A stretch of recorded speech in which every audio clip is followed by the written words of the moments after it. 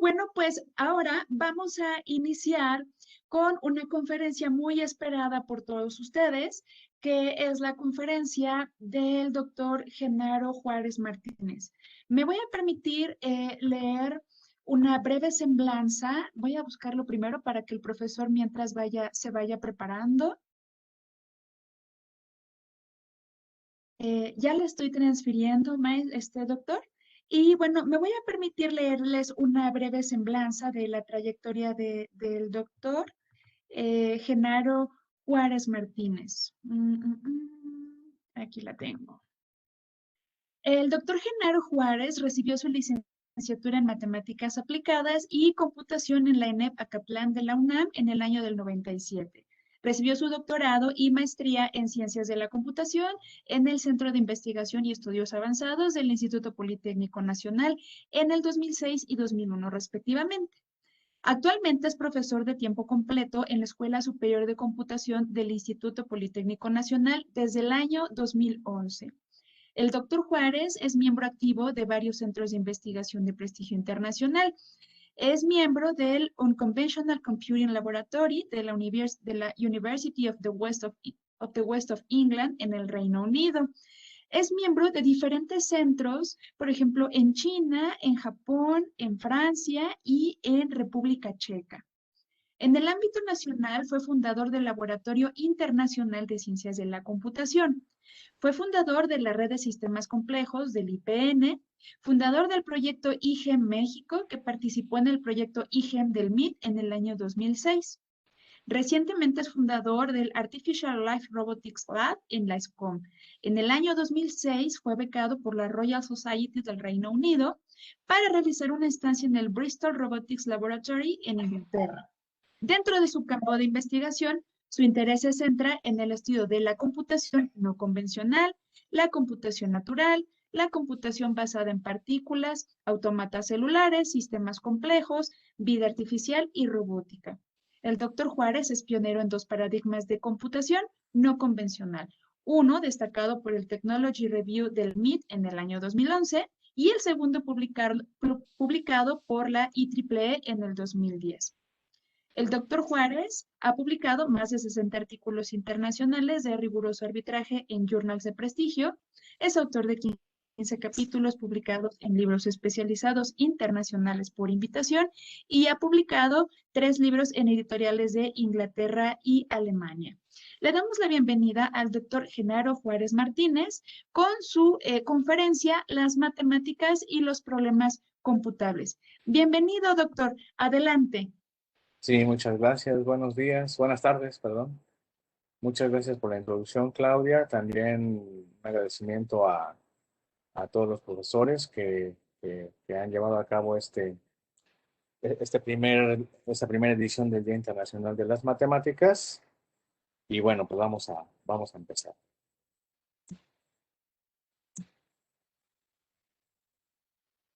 Ok, me gustaría arrancar hablando un poco de las carreras que ahora cuenta o que se estaban impartiendo en la Escuela Superior de Computación y un poquito como dando ese enfoque a qué nos referimos con la teoría de la computación. Ujú.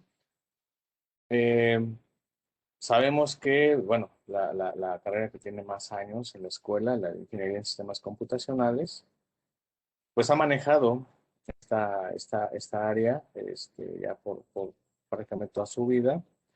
Y ahora tenemos dos carreras nuevas, ¿no? La de Inteligencia Artificial y Ciencia de los Datos.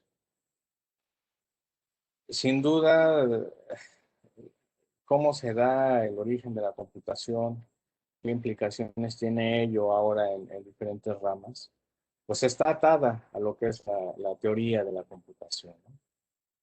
Y algo que me llamó la atención, por ejemplo, en la licenciatura en Ciencias de Datos, aunque no está la materia como tal, hay materias que conllevan ese fondo, ¿no? Entonces, eh, vamos a tratar de desmenuzar un poquito esta parte.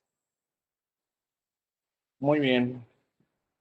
También no sé por qué, digo, recurrentemente hay algunas cuestiones que uno puede discutir siempre en, en- en- en los programas de las carreras, ¿no? Yo recuerdo algunos programas donde he participado aquí en México, particularmente en algunos programas que me han llegado a pedir opinión, como las carreras de la UNAM. Y yo veo, por ejemplo, los nuevos programas, los veo muy bien, se ven hasta espectaculares, ¿no? Quizás uno de mis comentarios que siempre doy, no importa dónde sea, es que los programas están muy bien regularmente. Lo que pasa es que cómo se van a dar. Ese es el gran problema para muchas instituciones, ¿no? Entonces, ¿qué podemos decirles a nuestros estudiantes, ¿no? Me voy a enfocar particularmente al caso de SCOM. Sabemos que se necesita tener un fondo de varios tipos, ¿no? Un fondo histórico, un estado del arte, de qué es lo que nos puede ofrecer la carrera o las carreras que ahora tienen, ¿no? Porque eso dictamina mucho de cuál es la visión que como estudiante a esa edad, pues puedes empezar a delimitar, ¿no? Como a tratar de ubicarlo en un cierto estado que a ti te puede gustar. El razonamiento matemático es innegable. Las matemáticas es una fuerte estructura que necesitamos para entrar a estas carreras, ¿no? Son imprescindibles. La otra cuestión es saber expresarse y escribir correctamente, ¿no? También sabemos que uno de nuestros grandes rezagos en educación nacional es que también no sabemos bien, a veces ni hablar, ¿no? Español, en escribir correctamente, en seguir cierta estructura de la escritura. Y regularmente, a veces podemos tener un buen trabajo matemático, podemos tener un buen programa, pero si no lo sabemos expresar, no lo sabemos explicar y no lo sabemos escribir correctamente, pues representa muchas veces, a veces no prosperar tanto en la producción del trabajo, ¿no? Investigación es fundamental. Eh, Aquí hay algunas cuestiones donde yo recuerdo mucho, ¿no? A algunas personas, no, también no solamente de SCOM, sino de varias carreras de computación en el país. ¿Cuál es el objetivo de las carreras? Y muchos comentaban, no, es que esta está orientada a informática, esta está orientada a programación, la otra está orientada a inteligencia artificial. Ok, pero en todos los sentidos, algo que se ha demostrado al paso de los años, al paso de la consagración de varios grupos de investigación, de universidades, institutos, es que la educación no avanza si no hay investigación. Y eso es algo que en México lamentablemente pues tenemos fuertes problemas. Y bueno, indudablemente la programación, la habilidad de programar, el hecho de poder adquirir una formación en cómo aprender a programar. También es una tarea no sencilla y que indudablemente, con todo y todo, la SCOM ha sido una escuela muy reconocida en este sentido y también en parte, por supuesto, al gran esfuerzo de los profesores y indudablemente a alumnos, alumnas que han llegado con un interés propio, el cual los empuja fuertemente a superar a veces hasta los mismos profesores, ¿no? ¿Qué es lo que puedo comentar de una manera eh, resumida en esta situación, en esta problemática, ¿no?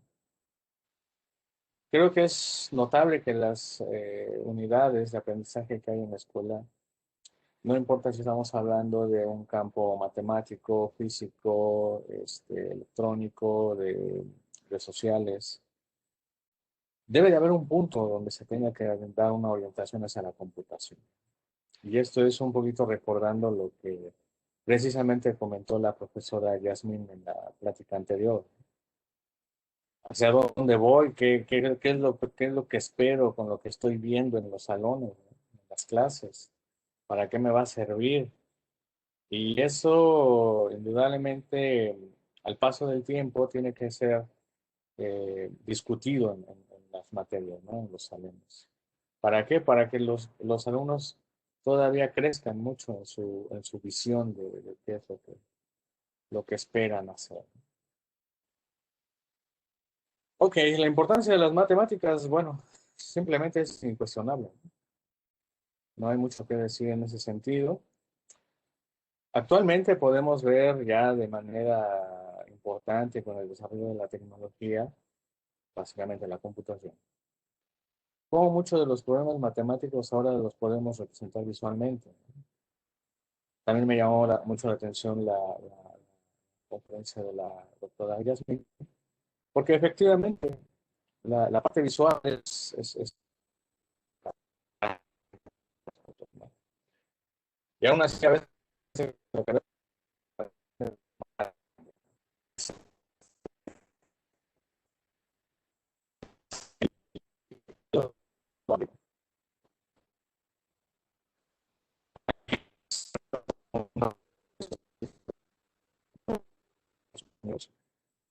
y donde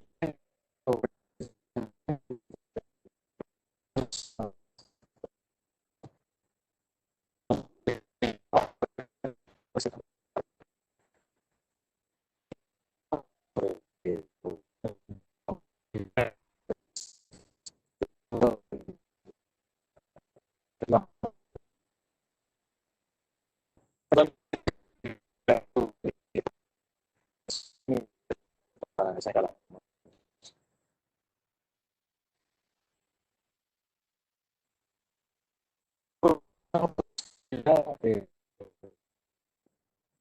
¿cómo surge este problema que acaba con la computación, ¿no? Que da origen a la computación? Bueno, tenemos que remontarnos a 900, entonces, obviamente tenemos más de 30 años. Y en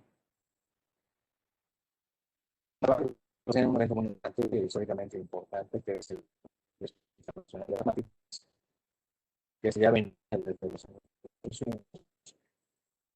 Pero voy a tomar un punto especial en la conferencia tradicional, porque ahí, vaya, se da, que pues sigue rebotando hasta nuestros días, ¿no? Que es la lista de problemas de Hilbert, ¿sí? Y en aquel entonces las matemáticas ya venían evolucionando en diferentes campos. Y Hilbert lo que trataba era de concentrar como varios de los problemas que eventualmente no tenían solución, pero que él sentía que deberían de ser resueltos antes de avanzar en otros temas en matemáticas. La lista tiene sin duda un interés propio en cómo fue concebida, cómo está ligado cada problema. Y sin embargo, bueno, al paso de los años, algo que se ha cuestionado mucho aquí es que, sí, por supuesto, en aquel tiempo había problemas muy claros, pero tampoco podríamos decir que tenían una visión totalmente clara de qué es lo que se esperaba en el nuevo ciclo. Entonces, aquí en México tenemos la Mexicana de Matemáticas, que también regularmente trata de hacer sus reuniones, al menos para el desarrollo que se tiene en el país, ¿no?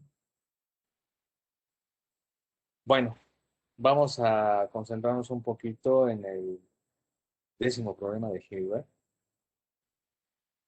Podemos resumirlo en una sola palabra, es el problema de la decisión. Hilbert tenía particularmente un problema ahí, ¿no? Decía que cómo poder encontrar un sistema, o un método más bien, no hablaba tanto de sistemas, sino más bien un método, para resolver una ecuación diafántica, ¿no? Entonces,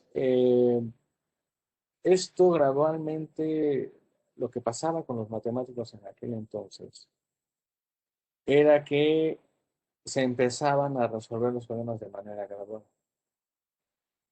Y poco a poco se empezaba a vislumbrar la solución, vamos a decir, cuantitativa.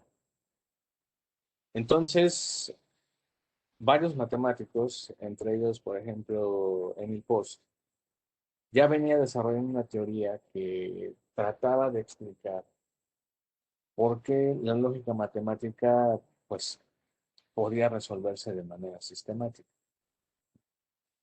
Obviamente esto recibe una inspiración muy fuerte desde este libro de Principia Matemática, que es un libro fundamental en matemáticas para tratar de explicar prácticamente el origen de todo, de todas las matemáticas. Entonces, vamos a decir que el décimo problema de Hilbert, que era un caso particular, lleva a después a plantearlo de una manera general. Bueno, como datos importantes, tomó 70 años probar que este problema tenía una solución. Y esta solución se le atribuye a Yuri, a Martin Dice, Hilary, Julia. Aunque bueno, ya sabemos que en aquel entonces la comunicación no era tan rápida como ahora. Se supone que la primera demostración la da Yuri y casi en paralelo, en cuestión de semanas, meses, la dan los otros investigadores. Eh, Martin Davis, que es un matemático pues, muy conocido, un matemático muy conocido, fue un alumno precisamente de Emil Post en los años 40, en los años 20, perdón.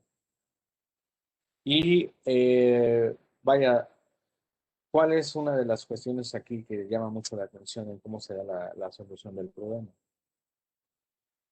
También sin entrar en muchos detalles, la solución del problema es que no tiene solución, lo cual es un poco paradójico en el sentido de que ¿cómo es que tiene solución? Cómo que la solución no tiene solución? ¿No? Y bueno, aquí viene una cuestión de lo que se trata, no es decir que no se puede resolver, es que hay que demostrar por qué no se puede resolver, ¿sale? Por qué tomamos este problema, muchachos? Porque eh, Turing, Bosch, Church, Gödel, inspirados en este problema, pues tratan de desarrollar un mecanismo, un método matemático para intentar responder a esta pregunta. En el 2006 tuve la oportunidad de conocer personalmente a Martin Davis, aquí en México. Eh, Hubo una particular por qué tuve la oportunidad de verlo aquí en el país. Y esto también fue gracias a que yo pertenecía a un grupo de lógica matemática de la Universidad de Nueva York, donde él trabaja. Y bueno, una de las cuestiones que a mí me llamaba más la atención, ya teniendo la oportunidad de conocerlo, es precisamente cómo era esta conexión con estos matemáticos, lógico-matemáticos, que dan origen a la teoría de la computación, como es el caso de Alan Turing, como es el caso de Emil Post. Y bueno, ya les comentaba varias anécdotas ahí que, vaya, yo en un principio no me imaginaba, a pesar de tener algunos antecedentes de ellos. Y lo principalmente es cómo es que Martin Davis tomó más de una década enfocado al problema de Hilbert para tratar de demostrar que simplemente el problema no tenía solución. Entonces, esto, vaya, muestra una parte muy pequeña de lo importante que es la investigación. Puedes dedicarte prácticamente más de una década de tu vida intentando resolver este problema. Y a veces, pues muchas veces no se llegan a los resultados deseados. Entonces, ¿qué pasa con Martin Davis? ¿Qué pasa con Yuri? Bueno, ellos demuestran que este problema no tiene solución y Alan Turing ya había establecido este problema a través precisamente del método que él había desarrollado por allá de los años 20 y que lo acaba culminando en 1936. Y Alan Turing desarrolla un método que se llama el procedimiento efectivo, lo que ahora se conoce como algoritmo. En esencia, él desarrolla este método precisamente para ir viendo qué propiedades tenía el problema, ver si había una manera procedural de llevar a cabo la solución de cada una de las variables del problema. Y posteriormente, pues, encontrar todas las soluciones posibles de esa función, ¿no? Bueno, él desarrolla un mecanismo, ese mecanismo está basado en una estructura algebraica. La estructura algebraica, como varios conocemos, está definida a través de estados, alfabetos, funciones, estados iniciales y estados de aceptación. Al paso de los años, algo que llama mucho la atención es la simpleza con la que Alan Turing ejemplifica este método, ¿no? Y esto es una evolución precisamente del conocimiento, ¿no? Si en este momento uno toma a un estudiante de SCOM, por ejemplo, a finales de la carrera, pues te va a poder explicar perfectamente qué es una máquina de Turing, sin ningún problema, sin ninguna ambigüedad. Y vaya, explicando que todo radica en la transformación de estados y de alfabetos. Entonces, esto hace que Alan Turing se vuelva una persona pues bastante influyente, importante, porque el método logra demostrar precisamente que el problema de la decisión pues no tiene solución, al menos con los métodos que nosotros conocemos en la actualidad. Y sin embargo, Alan Turing da un paso más grande. Al final, cuando él estaba desarrollando su máquina, se da cuenta que este método se puede generalizar. Digo, ya existía obviamente la teoría de autómatas, donde uno puede ver máquinas determinísticas, máquinas no determinísticas, máquinas sin memoria, máquinas con memoria, máquinas probabilísticas, estocásticas. Pero sin embargo, aquí una de las cuestiones es que toda esta teoría de máquina de Estados Unidos, pues ya estaban encajonando varios problemas en el sentido de lo que nosotros ahora conocemos como problemas que pueden ser computables o no computables. Entonces, ¿qué es lo que pasa? Bueno, Alan Turing avanza con el problema y él logra ver que varios de los problemas planteados en matemáticas pues tienen una correspondencia con los elementos de sus máquinas, ¿no? Al mismo tiempo, ya al final, él logra ver a lo que se conoce ahora como sistemas universales. De hecho, en la actualidad, uno puede intentar tratar de hablar de sistemas universales en cualquier área, en cualquier campo. Voy a poner un ejemplo muy clásico en la carrera. Si yo quiero construir un circuito, pues no me importa qué tan complejo sea el circuito. A final de cuentas, yo lo puedo construir a través de tres compuertas. Y así sea un circuito que esté implementado en un teléfono celular de alta tecnología, todo lo puedo descomponer con esas tres compuertas. A eso se le llama un sistema universal. Es que a través de eso, a través de elementos básicos, primitivos, pues yo puedo construir todo el universo de ese universo. Lo parecido a lo que intentan explicar con la teoría del Big Bang. Entonces, Turing se da cuenta de esto y él reconoce a lo que se le llama como la máquina de Turing universal. ¿Qué representación tiene esta máquina o qué implicación tiene esta máquina? O por supuesto que siempre ha sido un tema de debate, porque cuando se habla de sistemas universales, por ejemplo, más en el campo de la inteligencia artificial, es que uno cree que tiene un sistema para todo. O sea, voy a tener un sistema que me va a resolver todo y él solito además. que no necesita la intervención de nadie ni de nada. Aquí lo que hay que entender un poco y diferenciar es que estamos hablando de universos diferentes. ¿Sí? Podríamos decir incluso de universos paralelos. Yo tengo un conjunto de máquinas de Turing, donde esas máquinas de Turing me están resolviendo un problema práctico, ya sea en la naturaleza, en la economía, en el ámbito social, en el ámbito psicológico, en el ámbito económico, político.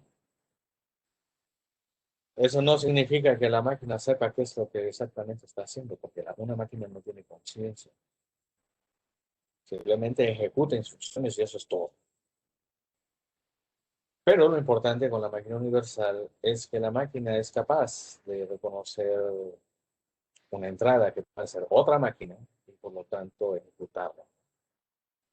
A eso se refiere con el problema de las máquinas universales. Y entonces uno diría, ah, pues con la máquina universal, pues ya entonces ya podemos resolver todos los problemas que se nos pudieran presentar en un programa que sea computable. Y sin embargo, viene otro problema. No solamente es que tengo una máquina universal, como es la que escribió Alan Turing en 1936, sino que hay un conjunto de máquinas universales. Y un problema recurrente en teoría de la computación es encontrar la máquina de Turing más pequeña, la que tenga el orden de complejidad más pequeño. Y eso en la actualidad sigue siendo un tema de investigación en varias universidades, en varios centros. ¿Por qué? Porque ahora podemos hablar de un conjunto de máquinas universales, incluyendo las máquinas universales no convencionales. Muy bien, entonces, ¿qué es computación? Bueno, una pregunta obligada para la carrera, ¿no? Para todas las carreras. Pues podemos resolverlo, podemos contestar de manera muy práctica y escueta. Bueno, computación pues es algoritmo, ya se acabó, ¿no? Pero bueno, para el dominio habitual, pues a lo mejor no nos dice mucho. El algoritmo pues simplemente es una sucesión de pasos definidos por un problema y el cual pues yo espero una respuesta de eso, ¿no? En este contexto, siempre me gusta referir el libro de Mark Minsky, que fue publicado en 1967, justo cuando él recibe un premio Alan Turing, por las contribuciones que se dan. Hay una parte ahí donde se comenta mucho que este libro divide la computación en dos edades, la clásica y la contemporánea. Y Marvin Minsky presenta varios problemas de la computación que precisamente llevan a lo que sería cómo se da esta evolución de cómo entender el problema de las máquinas de Estados Unidos, con lo que ahora conocemos como redes neuronales, por ejemplo, inteligencia artificial, la misma ciencia de los datos, las redes complejas. Todo eso cae en lo mismo. No es que sea nuevo realmente, ¿no?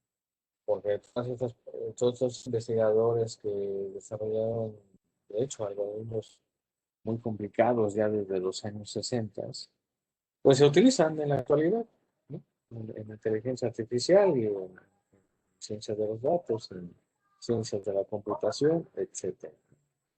Computación cuántica, computación de reacción-difusión, computación basada en ADN, en fin, la que ustedes puedan ver en todas sus variantes.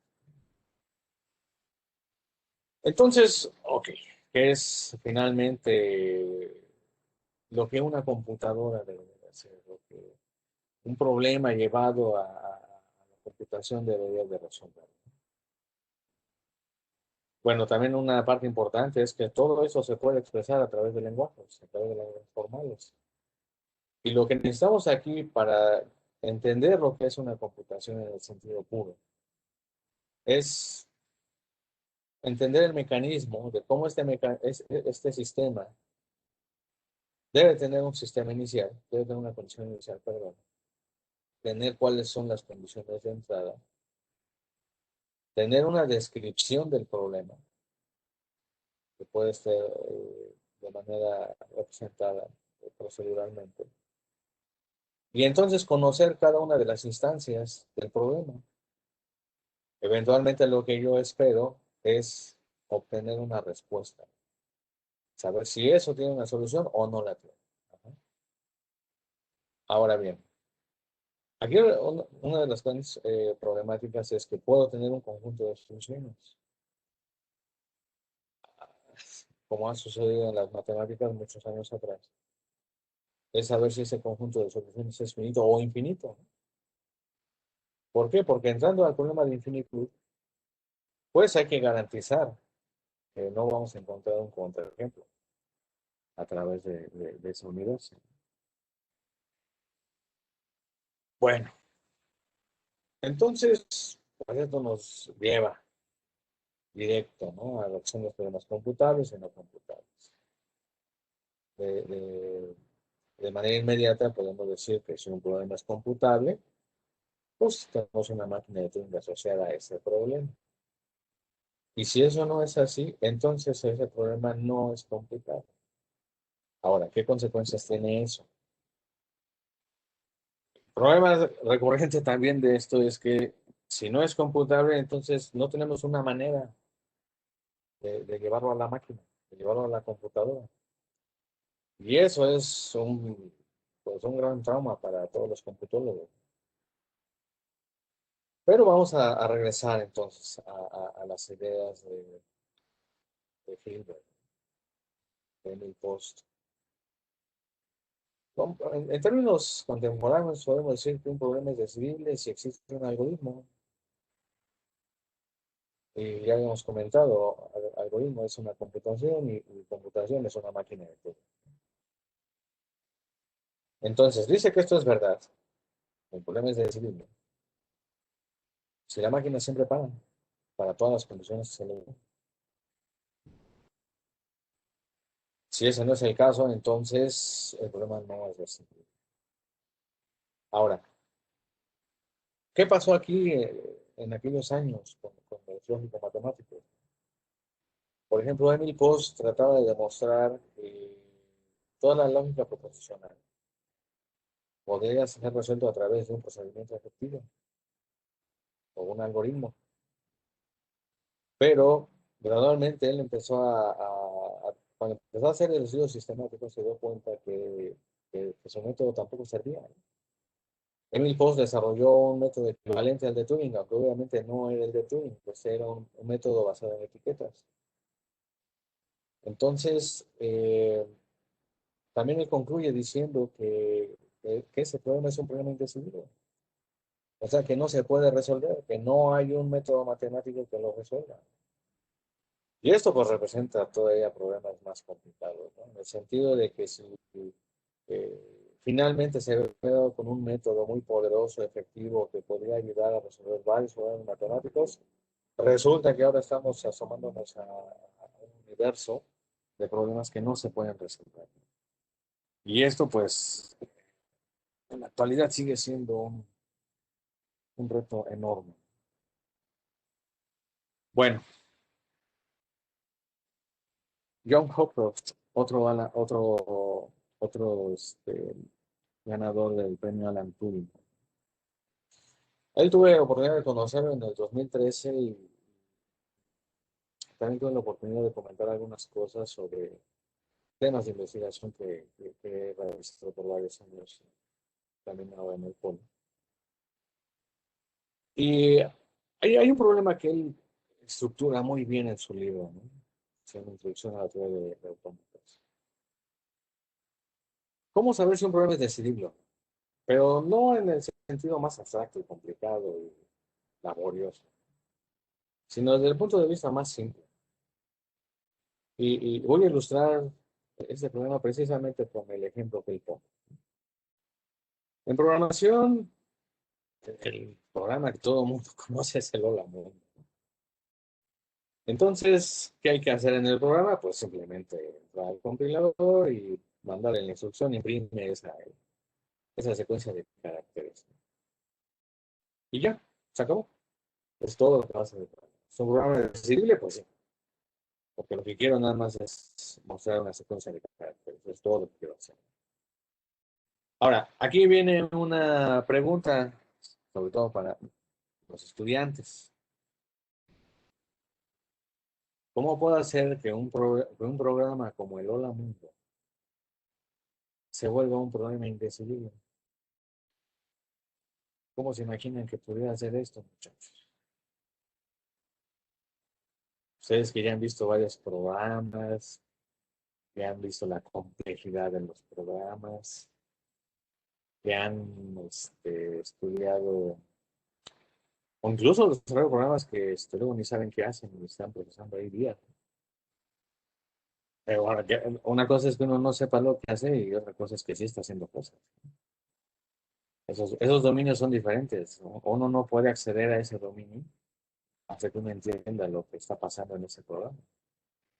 Mientras tanto, sigue en el dominio de las máquinas, que es una de las problemáticas que también, por ejemplo, los matemáticos han comentado muchas veces, recordando un poquito ahora que pasó el aniversario del número pi.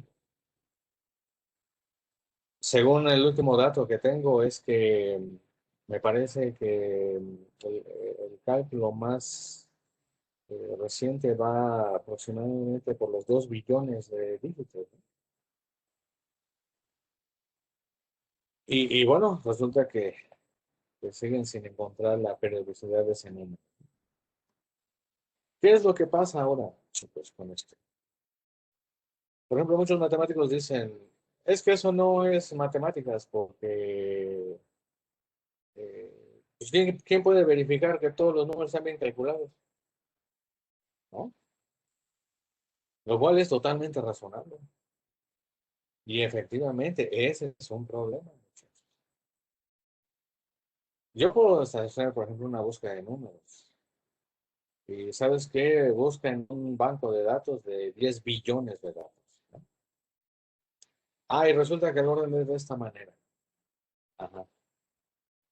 ¿Y quién comprueba que eso está bien hecho?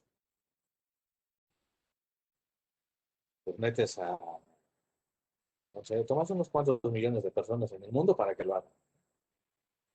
Así como para cuando prueban, por ejemplo, las versiones beta de Linux, ¿no? Linux dice es todo gratis, pero tiene a sus millones de empleados trabajando en el mundo para realizar su software, ¿no? Y no les paga nada, por supuesto, ¿sabes?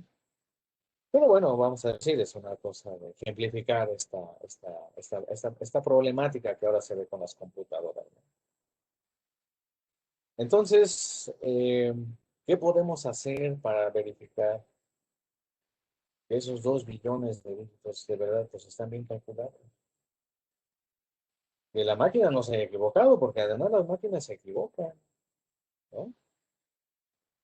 Si de repente un voltaje no llegó bien y la máquina ya está calculando cosas, pues quién dice que no se equivoque, que el registro que lo esté haciendo en cierta división de memoria no sea en la posición incorrecta. Bueno, ahí entra la inteligencia artificial. Lo que podemos hacer es que para que entre a ese bloque de datos, que podría ser un problema de la ciencia de los datos, pues hacer un programa que revisa el otro programa que vea que todo está bien hecho, ¿no? Pero para hacer eso, muchachos, volvemos a caer al mismo problema. ¿Quién revisa entonces al segundo programa? Que esté revisando que la revisión del primer programa esté bien hecha. Bueno, pues entonces hacemos un tercer programa, ¿no? Que revise que el segundo que está revisando esté revisando correctamente. Y esto pues, puede ser un problema de mucha calma. Bueno, Hopcroft pone un ejemplo muy, muy bueno, que toma el teorema de Fermat, el último teorema de Fermat, expresado a través de un programa de potencias. Y bueno, lo que hace es un programa que eh, va calculando sucesivamente los valores de los exponentes a través de los ciclos. Ujú. Este se mete a un ciclo infinito que lo que hace es que pues, el cálculo debe ser por siempre. Obviamente sabemos que la computadora no puede procesar de manera infinita, porque eso lo va a hacer hasta donde la memoria lo permita, ¿no? Una vez que el tipo de datos que está almacenando los cálculos ya no dé para más, pues ahí se va a atorar el sistema. Entonces, vamos a decir, Hopper pone ese a donde precisamente pone la relación de dos variables, la potencia de dos variables, y que esta debe ser igual a la potencia de una tercera variable. Ahora, si esto es verdad, entonces imprímelo al mundo. Pero si esta condición no es verdad, que la potencia de Y más la potencia de Y es igual a la potencia de Z, pues entonces incrementa el valor de las variables y a calcular los siguientes coeficientes.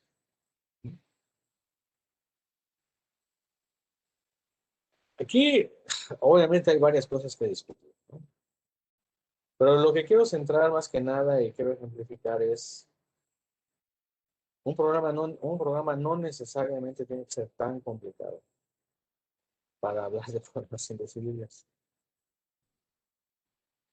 Porque más o menos cuando uno empieza a programar, pues rápido, el programa del nuevo mundo, pues es de lo súper básico, ¿no?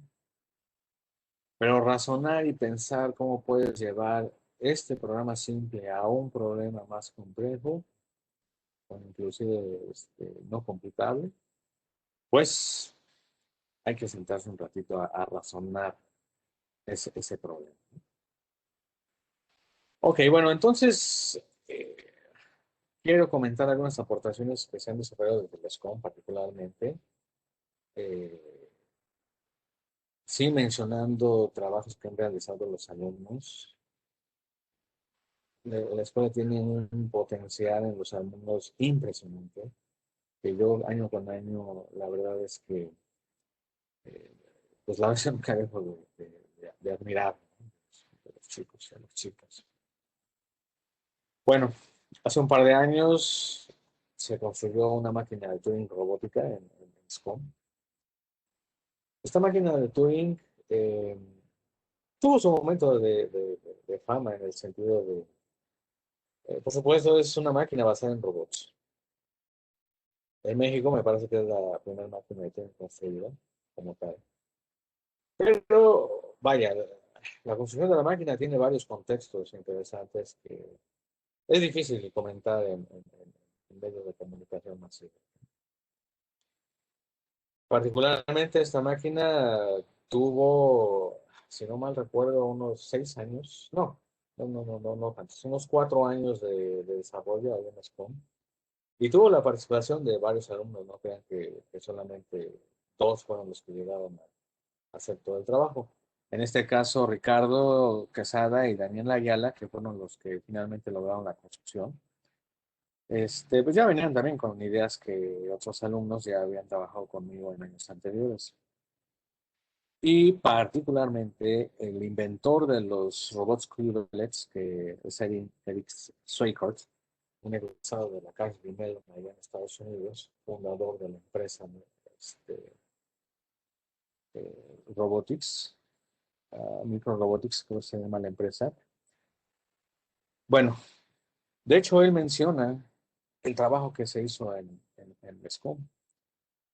¿Por qué? Porque es la primera máquina de Turing construida con esos robots. ¿Qué es la parte relevante e interesante que yo puedo agregar aquí? Es que es una máquina universal, no solamente es una máquina que resuelve un problema en particular, sino que esta máquina es una máquina universal que simula comportamiento de un sistema no lineal,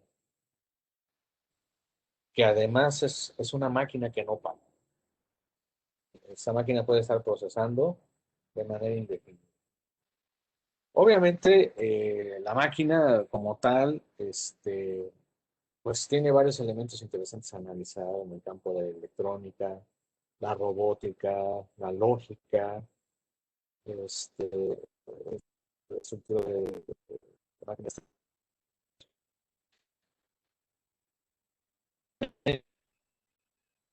Es, en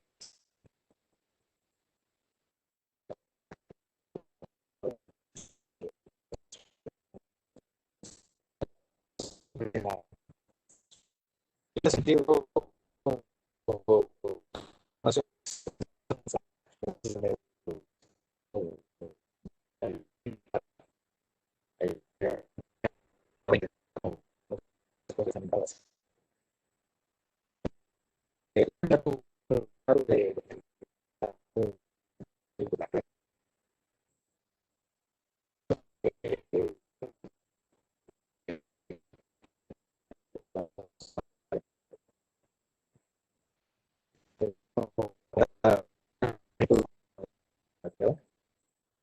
que realmente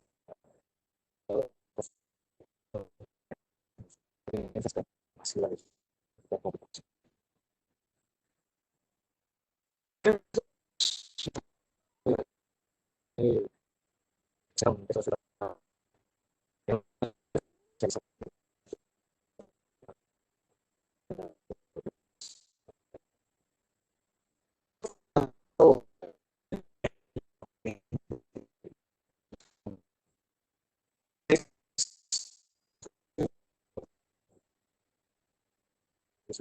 Elaboraron pues, donde un sistema en el de pero con complejidad dinámica. Entonces,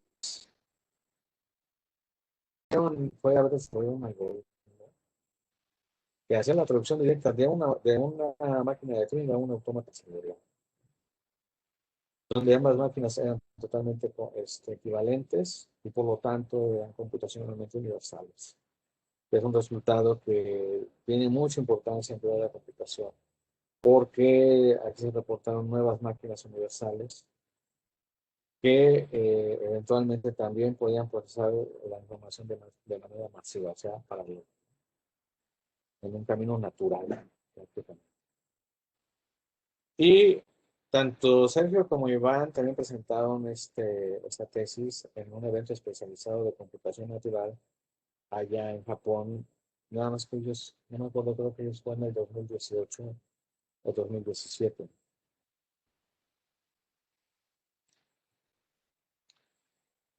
Otro trabajo también muy bueno es de Gabriela González.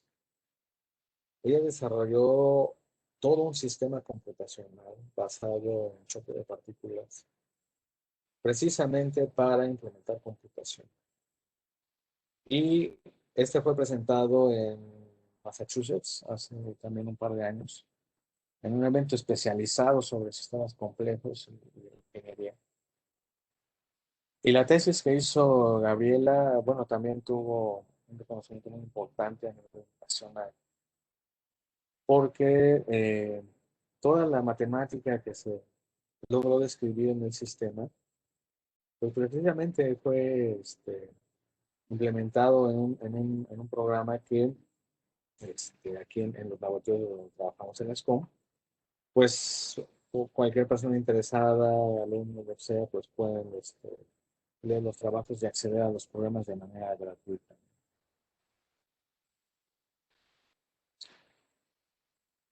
El arte, otra vez regresando a la charla de Sara Berlín, cómo el arte se ve proyectado en los sistemas computables, ¿no? En este año quiero compartir con ustedes un capítulo que nos invitaron a participar en una revista de divulgación francesa. Es un volumen especial que fue dedicado al área de computación no convencional. Y aquí, de hecho, lo que ustedes están viendo en la pantalla es una máquina de Turing universal expresada en colores, las que se han manejado en trabajos anteriores. ¿Y cómo es que una representación visual te ayuda a entender varias cosas del sistema?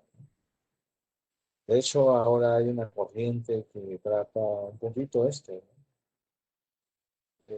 cómo es que la computación ayuda en el sentido de que no solamente te da un cálculo numérico, sino que también puede ser a través de un grafo, a través de una pintura, de una representación basada en colores, y saber cómo es que el comportamiento de la máquina puede darte otra intuición, otro razonamiento, que fácilmente lo puedes proyectar a cualquier sistema computable. Bueno, un poquito para ya entrar en la parte final, quiero comentar también sobre la parte histórica, ¿no? En México pues, tenemos varios problemas educativos, indudablemente, y uno de ellos es que la parte histórica no se tiene bien trabajada, siento yo, ¿no? No solamente en las universidades, los institutos, los centros, porque a veces uno quisiera ver recurrir a algunas fuentes, a algunos antecedentes, y es muy difícil encontrar la información. En el caso de la computación, por ejemplo, muy poca gente recuerda qué es convert, qué es plot. Y casi sin temor a equivocarme, fueron de los primeros compiladores que se desarrollaron en México en los años 70. Y eso fue gracias a Harold McIntosh, que trabajó en la UNAM, trabajó en el Politécnico, trabajó en el CINVESTAB, trabajó en Puebla. Y él, desde aquellos años, ya desarrollaba compiladores, sistemas. En México, pues hemos perdido, lamentablemente, se desarrolla muy poco en este campo de la ciencia, de la computación. Regularmente tenemos más fama de ser buenos maquileros.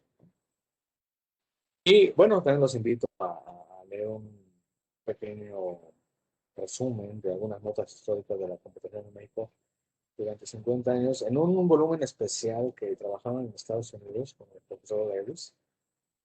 Él lo que trataba era como juntar eh, referencias de la computación en diferentes países. Y bueno, afortunadamente nosotros podemos contribuir con este trabajo. Entonces, para terminar, pues los invito a conocer los proyectos que se manejan en SCOM y sería todo por mi parte. Muchas gracias. Muchas gracias, doctor Genaro. Pues estuvo muy interesante todo lo que nos expuso y bueno, yo lo que estoy viendo aquí en la sección de preguntas y en el chat, pues es que sí ha generado como algunas inquietudes. Y bueno, en el caso, voy a leer dos preguntas, pero ahorita si ustedes como estudiantes desean plantear algunas preguntas al doctor Genaro, lo pueden poner en la sección de PIR, de preguntas y respuestas, ¿sí? Bueno, entonces vamos a iniciar con la primera. Es de el alumno, pues precisamente de Carlos Reyes. Y bueno, nos comenta, los modelos de máquinas universales tienen relación con el hardware de las computadoras, como las máquinas de Turing y la arquitectura de von Neumann. Y pregunta, ¿existen ejemplos de hardware que estén relacionados con modelos diferentes al de Turing? Ay, yo no le entiendo muy bien a la pregunta. Carlos. A ver, pues no sé si todavía andará por aquí, Carlos. Sí, bueno, digo, Sí, porque la pregunta. Yo actualmente, cualquier instancia que uno vea en la computadora es una máquina de tuning. Ahí no hay función, ya sea en un circuito, en un caché, en una RAM, en un dispositivo, en todas estas partes del mismo CPU, pues hay, hay instancias de la máquina de tuning expresadas ahí, ¿no? Con la máquina de tuning se simula íntegramente en una computadora, ¿no? El funcionamiento de una computadora. Muchas gracias, doctor. Y vamos a continuar con otra pregunta que nos están poniendo en el chat, no, en la sesión de preguntas y respuestas. Buenas tardes, doctor Genaro. Mi nombre es Sebastián Martínez, estudiante de ESCOM. Mi pregunta es, ¿cómo considera usted que se podrían aplicar? Ay, ya se me fue por ahí. Permítame, ya se me fue la pregunta, es que me empezaron a llegar más. Sí, no hay problema. Ay, ay, ay.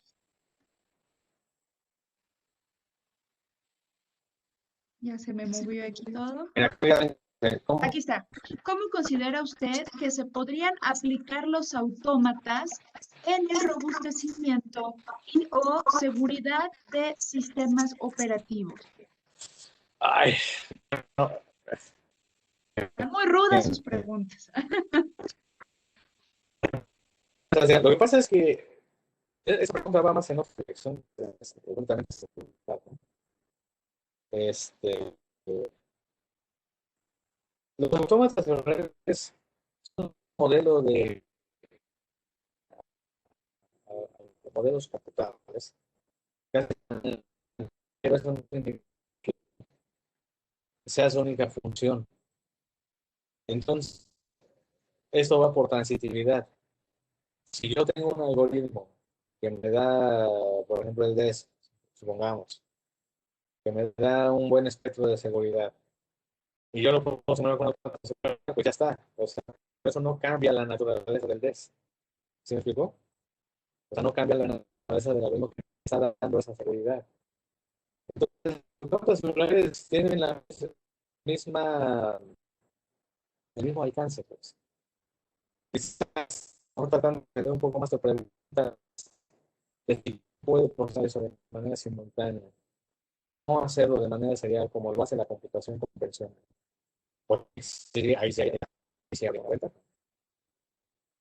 Pero no en la naturaleza de cerebro.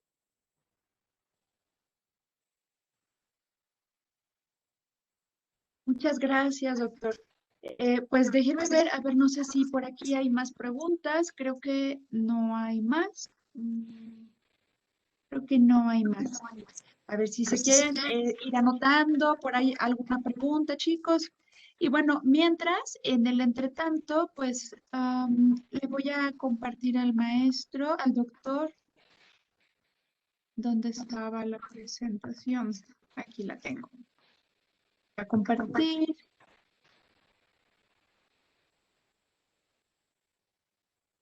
Aquí está. Y bueno, pues le damos las gracias al doctor Genaro. Y bueno, esto lo hacemos otorgándole el presente reconocimiento al doctor Genaro Juárez Martínez por haber impartido la conferencia Las matemáticas y los problemas computables en el marco de las actividades académicas de la primera edición del Día Internacional de las Matemáticas en ESCOM, realizada el 16 de marzo del 2021. Ciudad de México a 16 de marzo del 2021, la técnica al servicio de la patria y firma el maestro en ciencias Andrés Ortigosa Campos. Pues en un momento se la voy a hacer llegar por correo, doctor.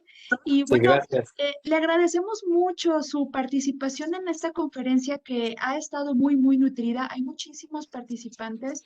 Y bueno, como lo comentó el doctor, bueno, se les hace la invitación a todos ustedes, pues bueno, para que se acerquen con él, para que vean los proyectos de investigación que tiene. Es un área de la computación muy abstracta, muy matemática, pero muy interesante. Y bueno, pues, sobre todo para quienes ya estén a punto de egresar o quieran realizar su servicio social, pues claro que lo pueden hacer perfectamente bien con el doctor Genaro Juárez. Le agradecemos muchísimo, doctor. Sí, muchas gracias. Saludos a todos y bueno, pues con esta sesión concluimos esta primera etapa de la primera edición del Día Internacional de las Matemáticas en SCOM. Los invitamos posteriormente a las 3 de la tarde a volverse a conectar en este mismo enlace para continuar con las siguientes conferencias. Se las voy a compartir para que sepan ustedes de qué van a tratar. Aquí la tengo. Ahorita, en este momento, de 12 a 14 horas, se está llevando a cabo el concurso de matemáticas. Y bueno, para ese concurso hubo una convocatoria previa que finalizó el día de ayer, a las 6 de la tarde. También a la 1 de la tarde tenemos el workshop Las matemáticas en el lenguaje, impartido por la doctora Marta Patricia Jiménez Villanueva y el maestro en ciencias Iván Giovanni Mozo García. Ese evento también fue organizado con una inscripción previa. Esa inscripción terminó el día de ayer y el último participante pues se inscribió a las 8 de la noche. Entonces ahí sí teníamos un cupo muy limitado. Ya estuvimos viendo que bueno, el día de hoy todavía se siguieron inscribiendo, pero ya no vamos ya no vamos a poder atenderlos. A las 3 de la tarde tenemos una conferencia impartida por la doctora Leonor Vázquez González con el tema series de tiempo con información faltante para principiantes. A las 4 tendremos una conferencia Laura, no denominada escucho. Relatos Reales. ¿Sí? No escucho, permíteme. Mi voz no es. Ay, maestra Pati, creo que tiene usted, le voy a silenciar. Ahí está. Perdón. A las 4 de la tarde tenemos la conferencia Relatos Reales e Imaginarios, la magia de los números complejos, impartida por el maestro en ciencias Cristian Alejandro Ávila Sánchez. Y al concluir, a las 5 de la tarde tenemos una conferencia impartida por el doctor Encarnación Salinas Hernández, denominada Un nuevo camino para encontrar las sumas infinitas de los inversos de los números naturales de potencia par. También los esperamos a la clausura del evento y la premiación del concurso de matemáticas a las 6 de la tarde. También pueden entrar en este mismo enlace. Y bueno, pues los esperamos más tarde. También aquí al respecto de todas las preguntas que nos han hecho llegar al respecto de la conferencia de la maestra Jazmín, en su momento se las haremos llegar a todos, a la doctora para que ella les mande respuesta a todos ustedes. Pues en este momento vamos a dar por cerrada la sesión de esta mañana y entonces nos vemos a las 3 de la tarde. Muchas gracias a todos por su participación, su presencia, que pasen muy buenas tardes y muy buen provecho. Hasta pronto. Gracias, Claudia. Adiós. Gracias, maestro Genaro. Maestra Gracias, Andrés, hasta muchas luego. gracias. Hasta luego, adiós, buena tarde. Buenas tardes. Gracias.